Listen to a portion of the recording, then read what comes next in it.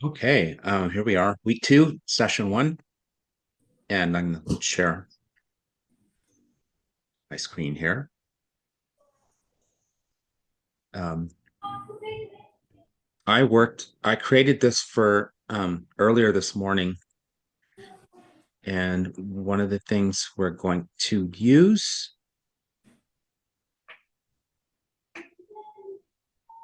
oh, interesting. Okay, um,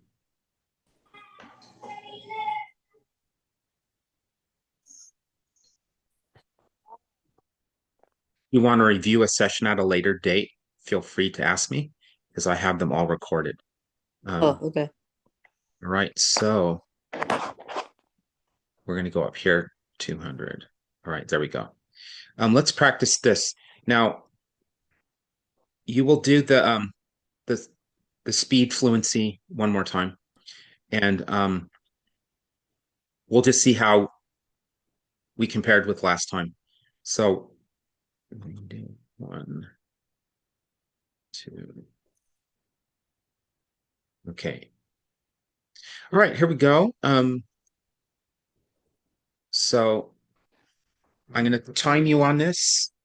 Then we're going to practice a little bit of intonation, and I've not seen it demonstrated before.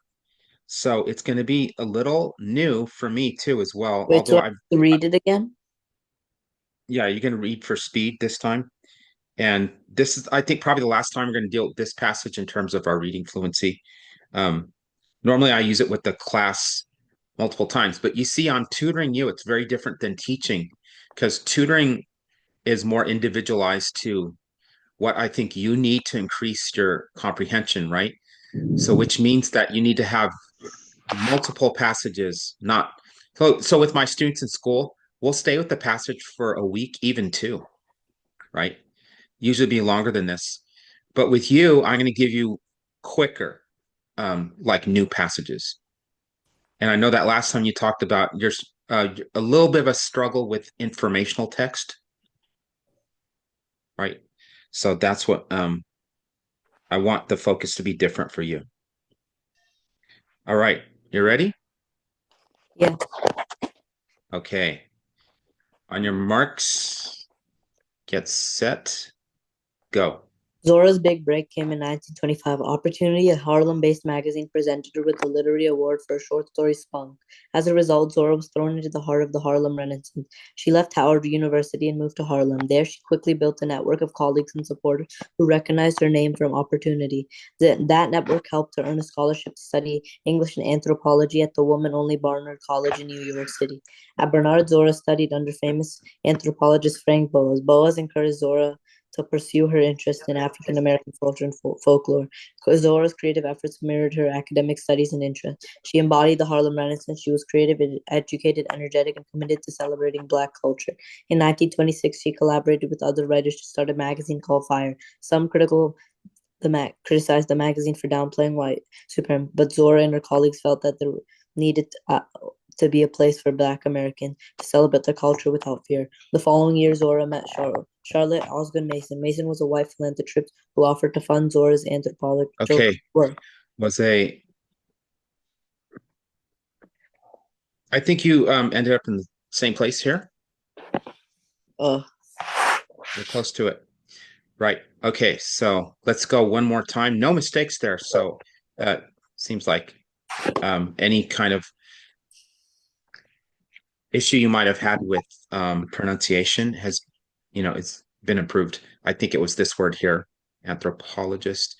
All right, on your marks, get set, go. Zora's big break came in 1925. Opportunity, a Harlem-based magazine, presented her with a literary award for a short story Spunk. As a result, Zora was thrown into the heart of the Harlem Renaissance. She left Howard University and moved to Harlem. There, she quickly built a network of colleagues and supporters who recognized her name from Opportunity. That network helped her earn a scholarship to study English and anthropology at the woman-only Barnard College in New York City. At Bernard, Zora studied under famous anthropologist Frank Boas.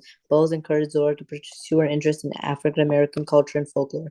Zora's creative efforts mirrored her academic studies and interest. She embodied the Harlem Renaissance. She was creative, educated, energetic, and committed to celebrating Black culture. In 1926, she collaborated with other writers to start a magazine called Fire. Some criticized the magazine for downplaying white supremacy, but Zora and her colleagues felt there needed to be a place for Black Americans to celebrate the culture without fear. The following year, Zora met Charlotte Osgood Mason. Mason was a white philanthropist who offered to fund Zora's anthropological work.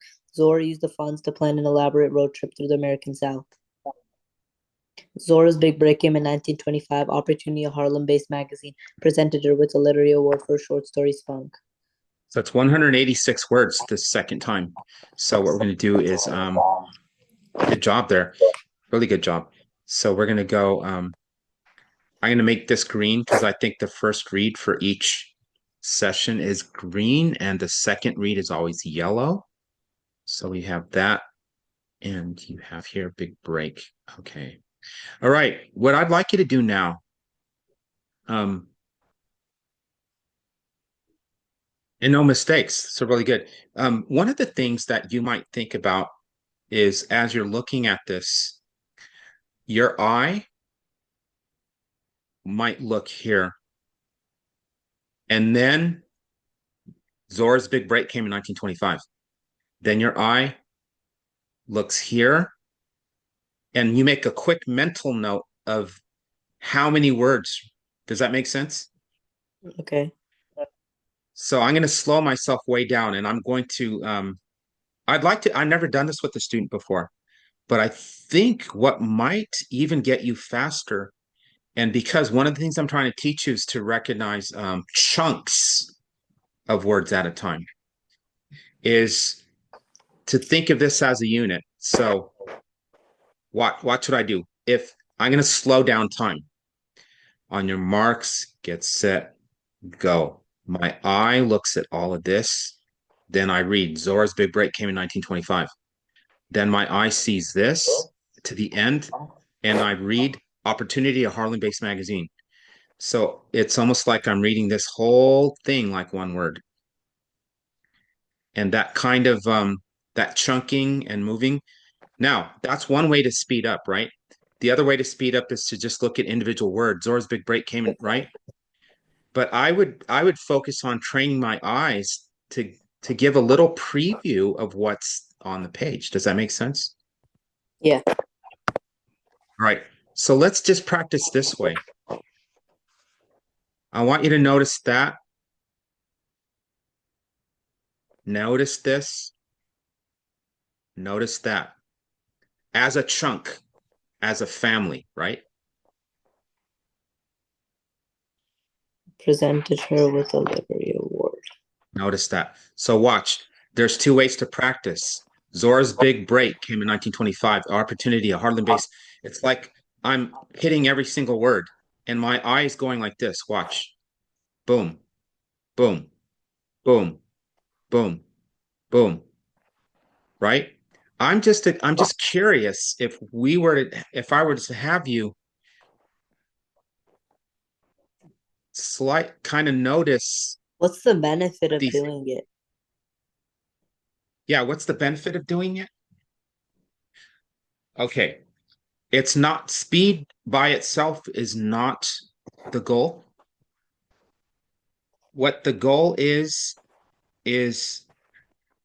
in order to start practicing when we read to recognize chunks before we read them. Because what that's going to do is that prepares us for when we read. It's almost like because think about it this way: a normal reader reads one word at a time and they have to think, okay, Zora's, okay, big, okay, break. They're making mental notes, right? Yeah. But what if this was just one big mental note right there? That whole unit just came at my brain all at once.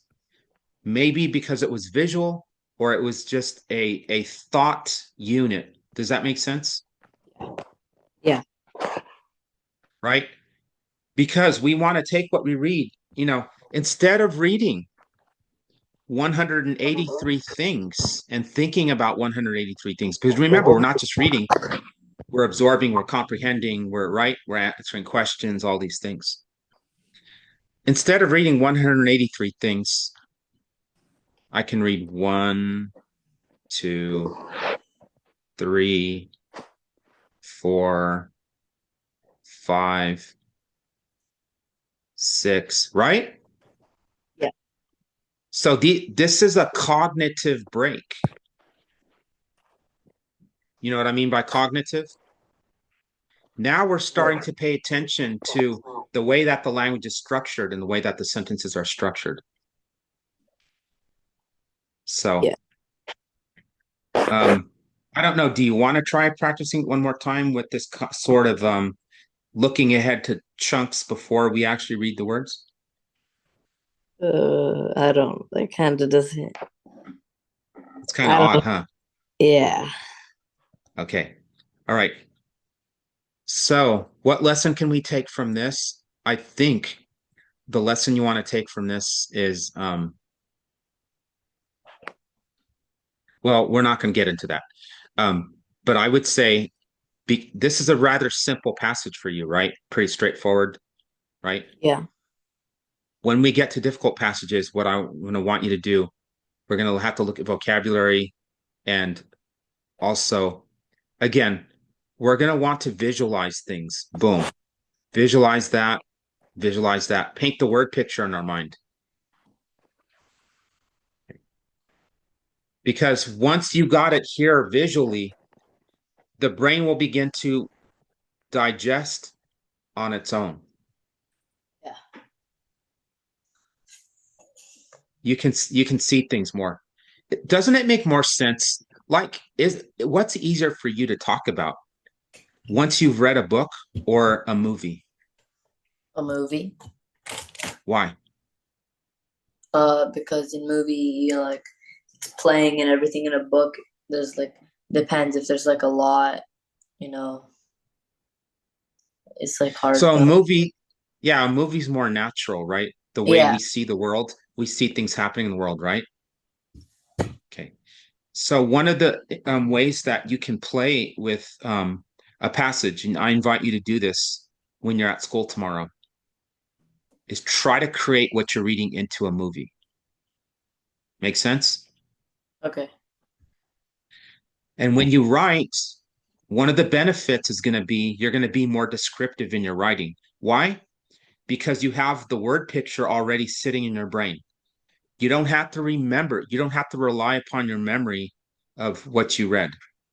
And I would even say that your ability, I already know you have an ability to recall and make sense of and comprehend what you read. You're a good reader. Otherwise, you wouldn't be scoring to the way you do, right? Yeah. I would say that a lot of that comes from the fact that you visualize what you read. Unless you're a genius at remembering just thousands of words, right? Yeah. Make sense? So recognize that principle that visualizing something makes it stick in our brain more. And all those images come together and form a movie, and our brain is going to make it flow together. Hmm. Okay, so is that explanation kind of helpful to you? Yeah, kind of. Okay. All right. All right, let's move on. Now what I'd like you to do, um, we're gonna write a summary about this passage here. And just Didn't we do well, that last? what's that? Didn't we do this last class? Write a summary about it. Let me take a look. Yeah. Um, You made me type up something about it like last class.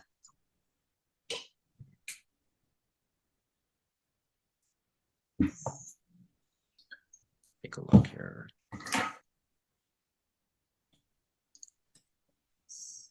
Well, it looks like what I recall we did here. Let me see here. Um, I have a recap. We practiced speed fluency using the Zora Hurston excerpt. We've read the entire ReadWorks article and scored 100% on multiple choice. We practiced visualizing for reading chunks. We read my report and agreed that he needs the most help with nonfiction. Next session is 12-word summary and fluency, intonation, visualization. So okay. So when it came to this passage here, you're saying that you actually wrote an entire summary of it? I think we like went over it or like talked about it. Okay.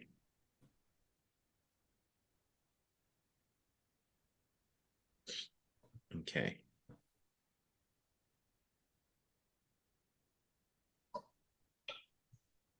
Okay. So what we're going to do here um, is I'm thinking a couple different things here. I could have you select the 12 most important words from this passage and then create a summary from that. I think that's going to be very helpful. So let's do this first. I want you to take 5 minutes and I want you to write. We're going to read this from beginning to end again, rather quickly. And I'm going to have you for 5 minutes write down a summary. Okay. And About this person. about the passage. Okay. Okay. And, and then what we'll do, Wait, how we're going to the do, 12-word summary?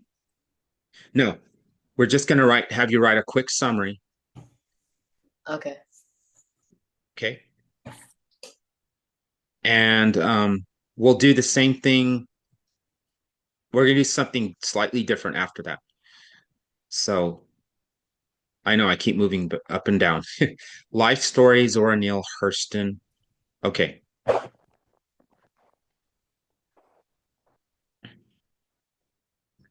right. So let's do that. That's done right there.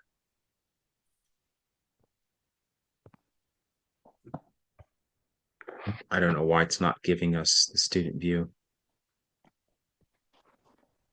Okay. Yeah, I'm not used to how this program is working, but that's fine.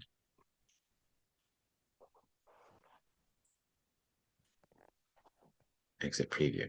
All right.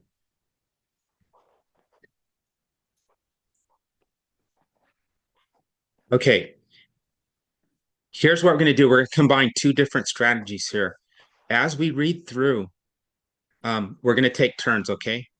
You'll read a paragraph, I'll read a paragraph, and so on. But what I want you to do is actually try to figure out what emotion to put into this, if indeed there is any emotion, whether it's neutral, um, or you can pick up any other emotion here. All right. Now, that may be very vague. So, what I would say, as you're reading a sentence, pick a particular idea that you think is important or word that's important in that sentence, where you think the author is emphasizing. In other words, yeah, how would the author emphasize? For example, Zora Neale Hurston was born on January 7th, 1891, in Nottulga, No, Alabama. it's Now, good. notice I emphasize Nottulga, wait, Nottulga. Notasulga, Notasulga, right? She was born in Notasulga, Alabama. Now, is that a proper emphasis?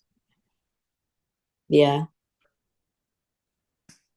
Um, well, the question I'm asking is that out of this entire sentence, is that the most important word? Yeah. Wait. Um, No. no, no. Trust yourself on this. Read this sentence and try to come up with, you know, where would we want to emphasize, or where our voice go up or down? On, maybe. Yeah, it could be, right? Um, I would think that perhaps, and there's not really a right or wrong answer. This Zora Neale Hurston might be where I could emphasize. All right, so watch this. Because this is all about Zora Neale Hurston, right? It's really about her. It's not about Alabama. It's not about Notasulga, right? Zora Neale Hurston was born on January 7th, 1891, in Notasulga, Alabama.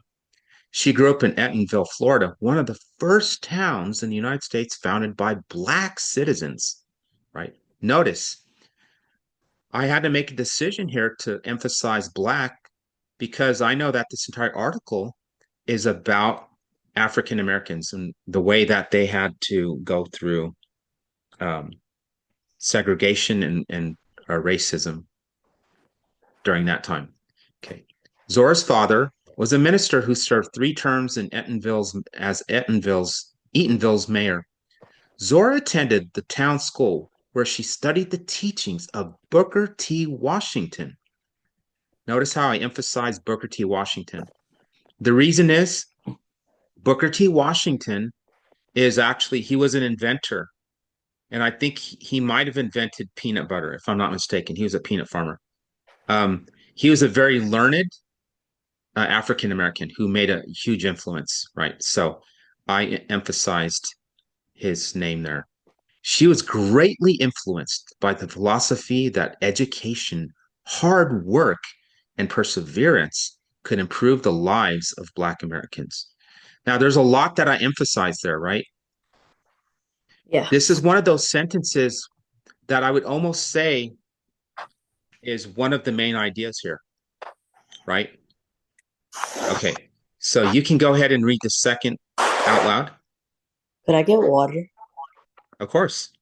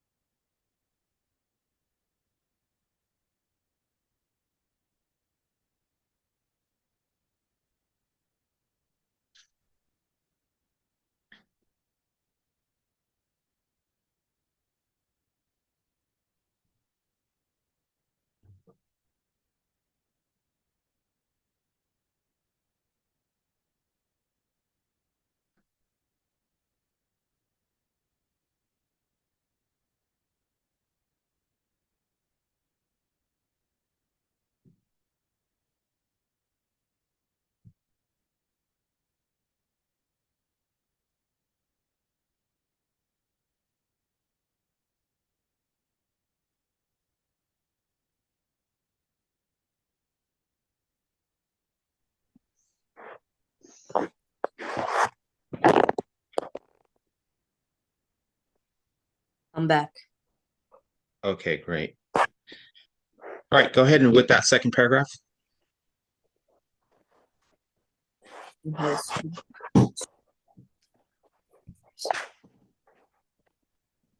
Yeah, go ahead and read it out loud.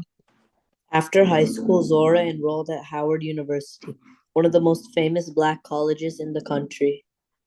County. Country. Life at Howard was about more than attending class. Zora was an active participant in campus life. She helped publish the inaugural issue of the school newspaper in 1924 and joined the Howard Literary Club. Her first 2 short stories were published in the club's magazine, Stylus. Great. Okay, I'll read this again, and then I'm going to give you an example of how I might emphasize, put more emphasis on my voice. So you're going to hear me put, like I said, more emphasis on some of the words. Okay. After high school, Zora enrolled at Howard University, one of the most famous Black colleges in the country. Life at Howard was about more than attending class. So I emphasized more. I emphasized Black colleges. Um, all right. Zora was an active participant in campus life. She helped publish. Now, notice I pause there. Publish. She helped publish the inaugural issue of the school newspaper in 1924 and joined the Howard Literary Club. Her first 2 short stories were published in the club's magazine, The Stylus. Okay. Right. So this is my paragraph now, and then yours will be the next one. Zora's big break came in 1925.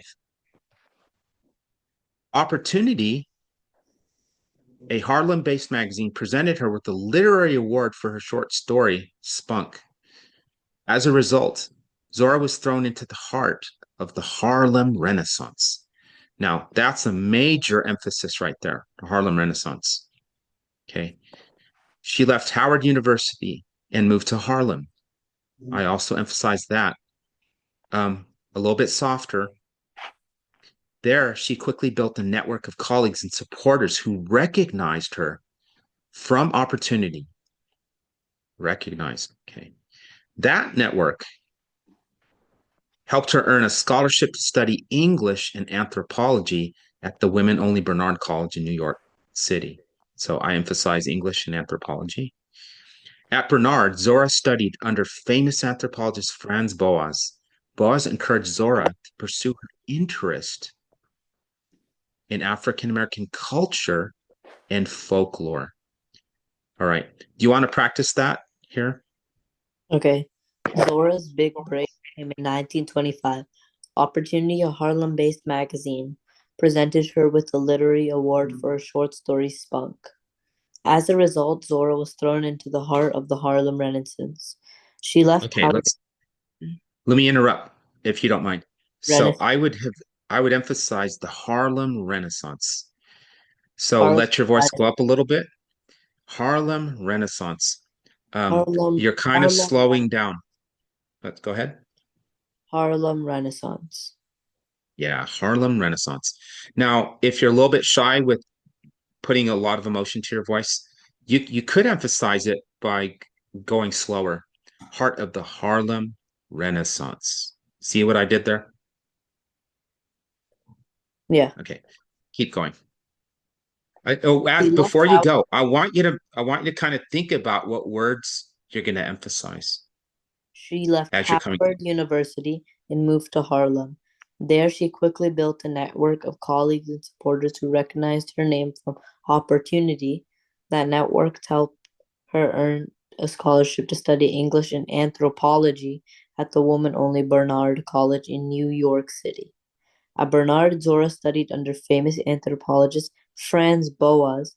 Boas encouraged Zora to pursue her interest in African American culture and folklore. Okay, looks like you emphasized Franz Boas, anthropology. Um, yeah, those were the two words I think I heard the most. Was that right? Yeah, I tried emphasizing on uh Howard University. Okay, Howard also. Okay, great. Okay. Um, Now, Zora's creative efforts mirrored her academic studies and interests. Well, I'm going to read that again. Zora's creative efforts mirrored her academic studies and interest. She embodied the Harlem Renaissance. She was creative, educated, energetic, and committed to celebrating Black culture. In 1926, she collaborated with other writers to start a magazine called Fire. Okay. I emphasize that, that. Definitely emphasize this because this is all about the Harlem Renaissance and her. I emphasize that. And okay, some people criticized the magazine for downplaying white supremacy, but Zora and her colleagues felt that there needed to be a place for Black Americans to celebrate their culture without fear. See what I did there? Yeah. Your turn. The following year, Zora met Charlotte Osgood Mason. Mason was a white philanthropist who offered to fund Zora's anthropological work. Zora used the funds to plan an elaborate road trip through the American South. During her travel, she conducted interviews, recorded folklore, and collected objects of cultural significance. She spent the summer in summer. She spent the spring and summer in Florida.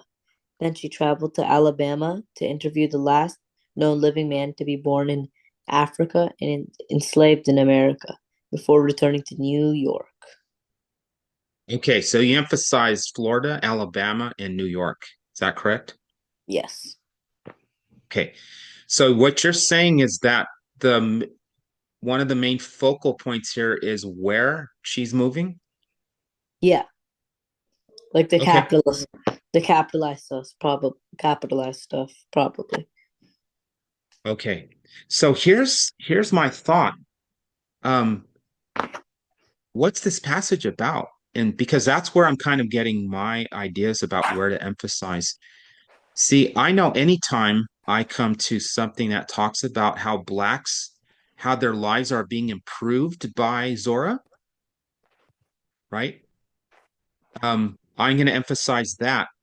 Um, so anything that she's doing that's outside of the cultural norms, I'm emphasizing. Does that make sense? Yeah. Okay, so notice it's not about reading a certain way. That's really beside the point. It's about the choices we're making and why we're making those reading choices. Okay, so let's keep reading. Um, although Zora, okay, yeah, we're here. Although Zora spent much of her time on anthropology studies, she did not give up her love of writing. Instead, she used her new knowledge to continue writing while working in other positions. She taught theater at two historically black colleges and worked as a drama coach for the Works Progress Administration. Zora earned a Guggenheim Fellowship to study in Jamaica and Haiti. In 1934, she published Of Rules and Men, an anthropological study of the folklore she gathered during travels through Florida and New Orleans. Your turn. Um, the same one you said. Um, well, no, At the this one same here. time, Zora continued to write fiction. In fact, Zora survived the Great Depression by publishing fiction while working. She published her first novel, Jonah's Gourd Vine. In 1934 and 1937, she published Their Eyes Were Watching God. This would become her most famous novel. In both books, Zora explored the lives of Black Americans in the South. Their eyes were watching God was particularly important because it provided insight to the experiences of Southern Black women. She relied on her research to locate individual uh, to include local dialects and folklore in the novel. She hoped to create a socially and emotionally realistic depiction of life in her home state of Florida. Okay. Zora's work in now, as I'm reading this, pay particular attention um, what I emphasize and ask yourself why am I emphasizing these particular words. Zora's work in both anthropology and fiction was considered controversial. Some felt that Zora glossed over the violent racism and suppression Black Americans faced. They also worried that her portrayal of Southern Black dialects and folklore out of context furthered racist stereotypes. Others did not like that Zora often created violent characters who were also sympathetic. As the Black civil rights movement expanded in the United States in the 1940s and 1950s, new generations of activists questioned Zora's work. Her work was often dismissed as too traditional and narrow by new generations of Black activists. In response to these criticisms, Zora emphasized her role as an author and social scientist. She sought to present the world as she saw it. She did not believe it was her role to pass judgment. Did you kind of see where I emphasized? Yeah. Yeah, I was emphasizing more of her, how she was different than the um, the black activists surrounding her, right? Okay. Yeah. All right, your turn for the last paragraph. On January 28th, 1960, Zora died of heart complications. She was buried in an unmarked grave, although relatively unknown at her death. Zora was an important female voice in the largely male literary word world of the Harlem Renaissance. Her work inspired and continues to inspire future generations of artists, authors, and anthropologists. Okay, I didn't really hear an emphasis there. And so what you could do is maybe instead of having you read the whole paragraph, is there a particular word that you felt should be emphasized here, or a group of words? Harlem Renaissance and artists, authors, and anthropologists. Okay, very good. All right. So what I'd like you to do now is we have a shared document in Google Classroom, and Open that. I'd like you to type out without any help a a single paragraph summary of this article. Okay. Now, do you know how to split your screen?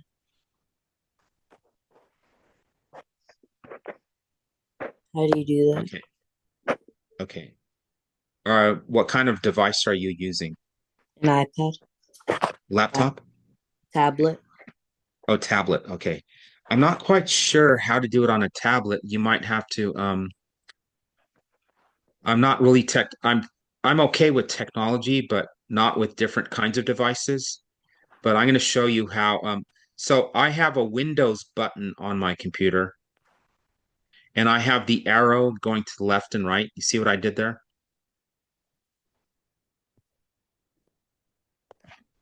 See how I split that off?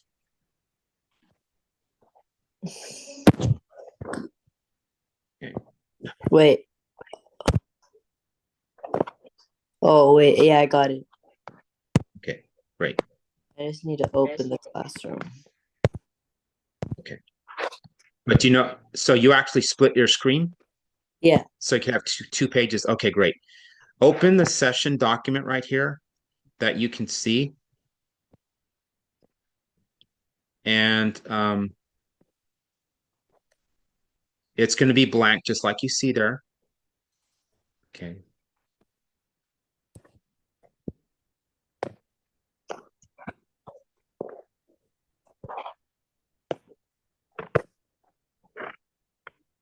Wait.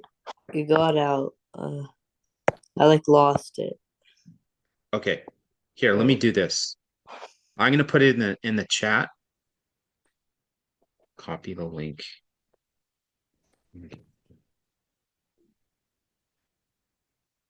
Oh, wait. I got it again. You got it. Okay. If you're unsure, just go to the chat and you'll see it there. It should look like this, like you see on my screen here. And so just type raw. Okay, let's say initial 5 minute single paragraph summary of the Wait, where is it? The shared document. check in the chat. Uh,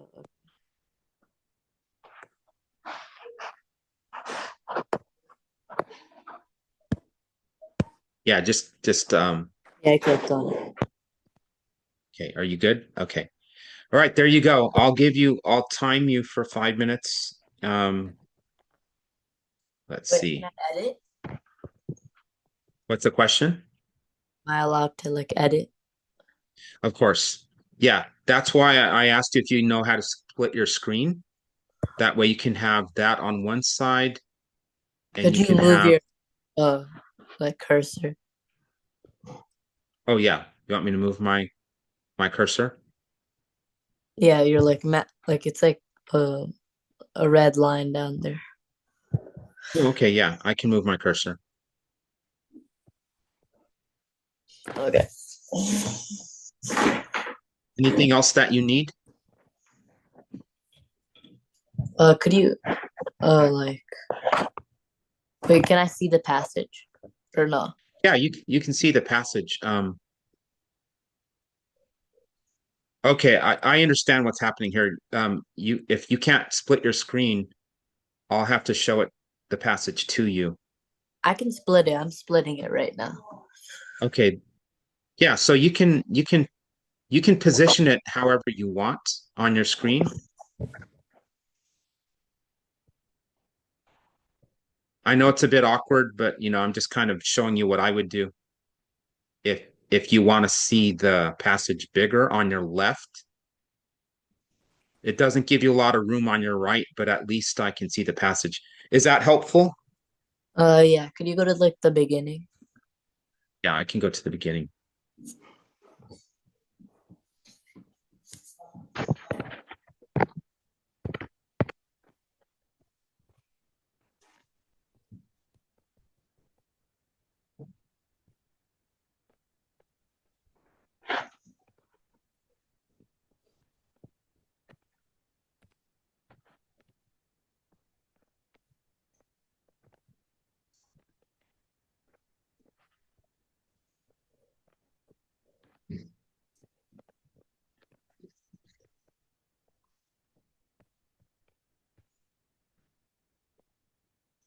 Wait, it's like not letting me type. Okay, let me do something here. Let me figure this out.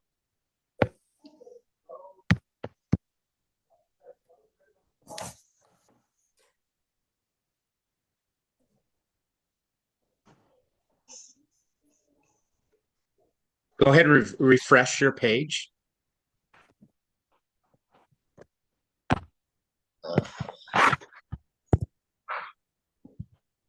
Yeah. Yeah, refresh your page and you should be able Yeah, I to got it. type. Okay. Could you show me the passage? Yes. Oh, you know what? Yeah. I just realized now what I have to do is just maximize the passage for you.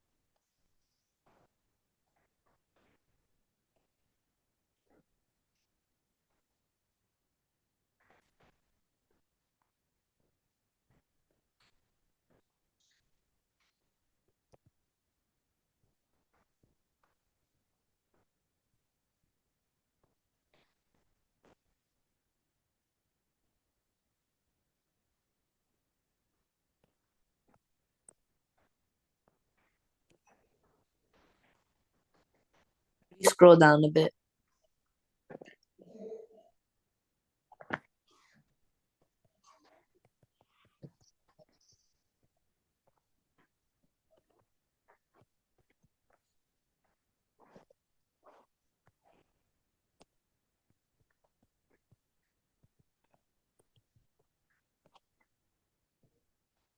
I forgot to time you. So let's go for another couple minutes.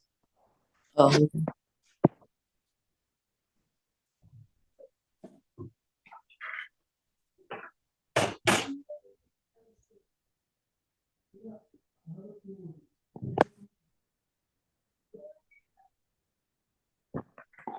Let me know if you want me to scroll back up. yeah.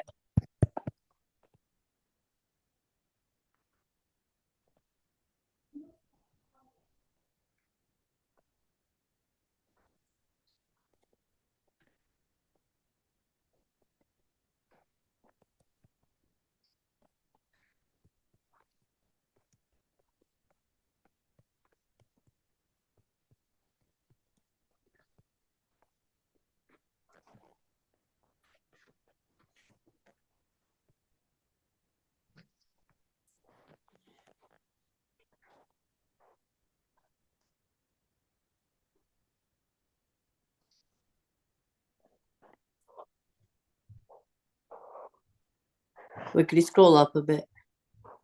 A bit up.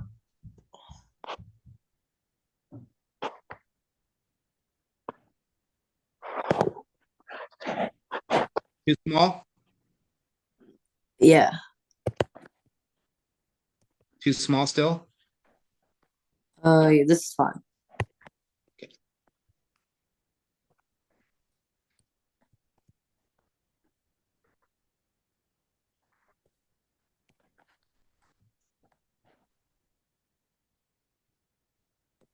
All right, you want to go another 30 seconds?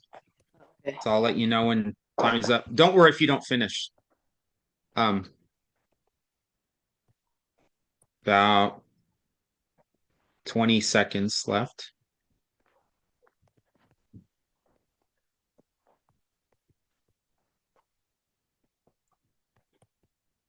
10 seconds left.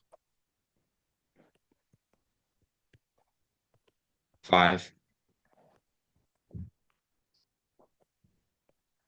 Okay, you can stop. Now, do you mind? Let's look at what you wrote here. And I want you to kind of talk me through this a little bit. Zora Neale Hurston was born on January 7th, 1989, 1891 in Alabama. She wanted to improve the lives of Black people. She attended Howard University, a famous Black college, to try and improve Black people's lives. She wrote a short story and received a scholarship to the Bernard College in Harlem.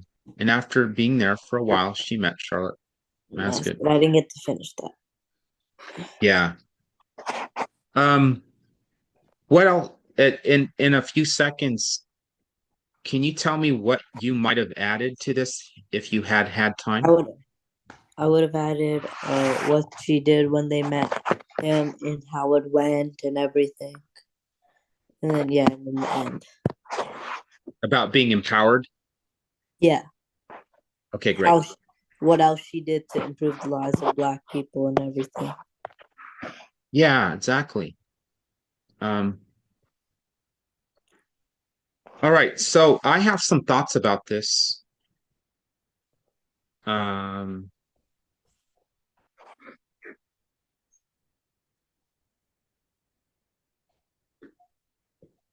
okay, let's do this. Let's now look at the passage again and let's pick 12 words. Let me see. Oh, I've moved this thing, so give me a second. Yeah, it's over here. Let me just get it back. Okay, here we go. There we go.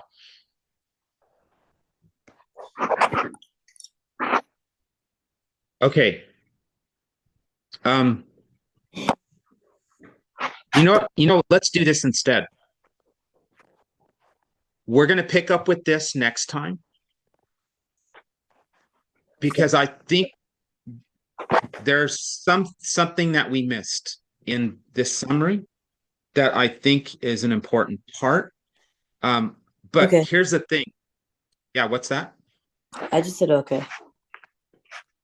I really like how you're thinking big. You're thinking in terms of main ideas. So I like your thinking. Um, but let's see if there's anything different that comes up when we do a 12-word summary. And then we do a summary. Well, let me explain that a little bit better. That was poorly explained. Let's see, let's have you write another summary next time after going through the passage and selecting the 12 most important words. Okay. Because we're going to have to make some real hard decisions as we're doing that paragraph by paragraph. What's important, what's not important, right? Yeah.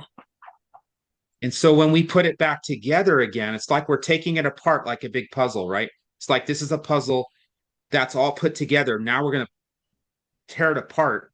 And then we're going to find the most important parts of that puzzle. Maybe it's the corners. Maybe it's something in the middle, right? Because what we want to find is what are we missing in your summary? Because it's missing one little thing, and I'm not sure how important it is or not, but it just jumps out to me a little bit, right? Yeah. Okay. So this is a useful strategy for looking for our blind spots. Okay. Do you think that's going to be helpful? Yeah. Okay, I think so too. All right. Um, you want to look at a haiku, and here's what I would say to you.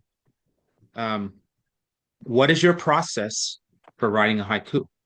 It has to be a 575 syllabication. Uh, it has to Five. be about nature. Okay. What else? I think I sent you the rubric, and you can look if you wanted to. Yeah. Can look at the rubric. Okay, let's take a look at this. And we can spend a few extra minutes too. Um, haiku. And it should have a figurative language and poetic device that we didn't use on the other poem that I wrote, so you can also look. Okay. And could you go to Focus my on poem, nature. see if you can access it? Your poem? Yeah, click on.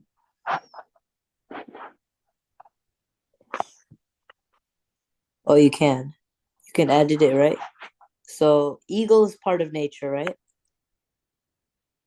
Yeah, an eagle's up. Yeah, exactly. So Yes. we have to use a figurative language and poetic device that's not simile or rhyme, and then write a 3-line haiku.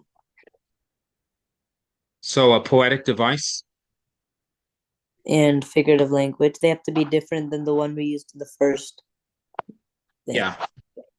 So you use an A B C. Could A you B go A back to the B. rubric, see if what kind of rhyme scheme we need? Yeah. Correct. Rhymes rhythm. The syllabic structure is 575. Okay. The student loses all points if this is not followed strictly. We know it's already 3 lines. Unique figurative language. Yeah, that part's easy. The last three. The student uses a piece of figurative language not previously used in the other poems. The piece of figurative language must be correctly identified. Um, so figurative language would be simile metaphor, but no similes for this one, right? Yeah, no rhyme. Okay, So no we rhyme. no, it can rhyme, but we just can't highlight it. Okay. And then, so which one are you thinking of? And let's review the different figurative language elements. So alliteration was one of them, as I Yeah. recall. Um, Alliteration, onomatopoeia, metaphor, hyperbole, idiom, allusion. do I have a list of these poetic devices somewhere? Have you shared that with me? No, but I could if you wanted to. If you can email that to me, because I mean, I'm going to be familiar with them, but it's been a while since I've seen a comprehensive Poetic list. devices are like repetition, consonants, assonance. Oh, I know what they are, but I'm looking. I want to see what the full range of those that he's offered to you. Uh, okay, I can send it to you next class. Yeah, that's fine. Well, we can still help you. We can still work on this. So don't Yeah, worry about like we'll awesome. still work. Okay. So I understand. You can make an allusion to something in history. So I don't think I when you can do come, illusion. huh? I don't think I can do illusion in poetry, but I just named it. I don't think I can do illusion. You're not allowed to? Yeah, I think he like gave a restriction list. Okay. What about personification? Yeah, we can use percent. Okay. Metaphor you can do. Yeah, Yeah. yeah. How do you feel about doing a metaphor for an eagle? That sounds. What did you have in mind? Did you have any thoughts about which of these poetic devices? Uh, maybe like alliteration. Alliteration. Okay. So the repetition of consonant sounds at the beginning of a word. Yeah. Okay. Um, okay. I'm going to show you a little trick here. Okay. Do you want to know how I help students with writing? Sure. Okay. We have to separate our ideas from the format itself, right? If you go too early into the format and you try to rhyme and you try to make 5 syllables, it's not going to be as good unless you're a genius, right? Um, so I want us to have a place to list our ideas here. So watch what I do. Wait, I have a special place for us to do homework help right here. Oh no, how did it do that? I hate when that happens. Yeah, this is irritating to me how this works.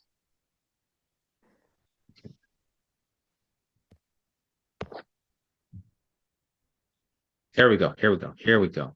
Here we go. Okay. Edit. All right. I'm going to add a working document to our homework help.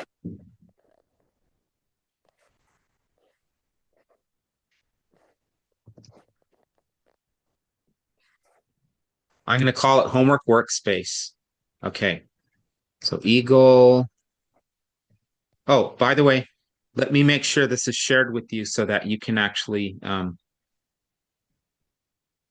Okay. you can be an editor. Okay.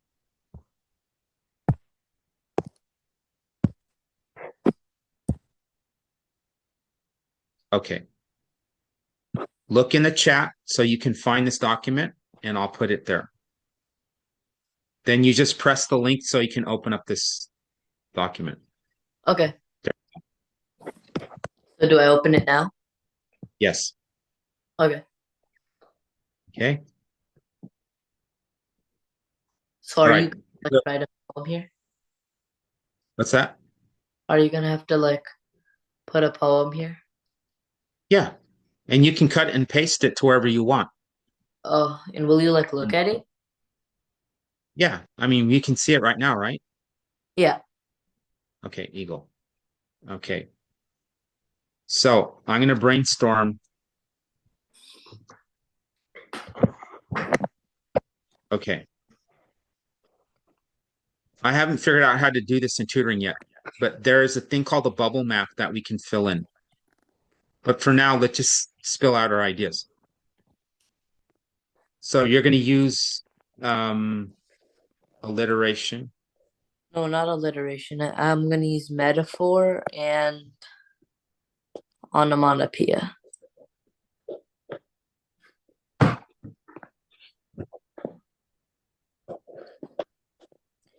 I can do like the eagle makes the sound or something. Yeah. Do you know what kind of sounds you're looking at? Yeah, like a screech, uh, a hot. Wait, no. Yeah, something like that. Okay. What kind of metaphor? So what does the eagle stand for you? Um, Uh, The eagle. I don't know.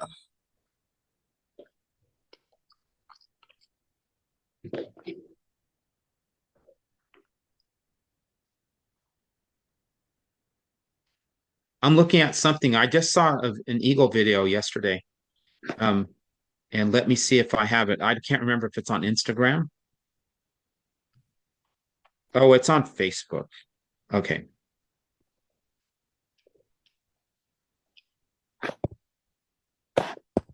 Okay.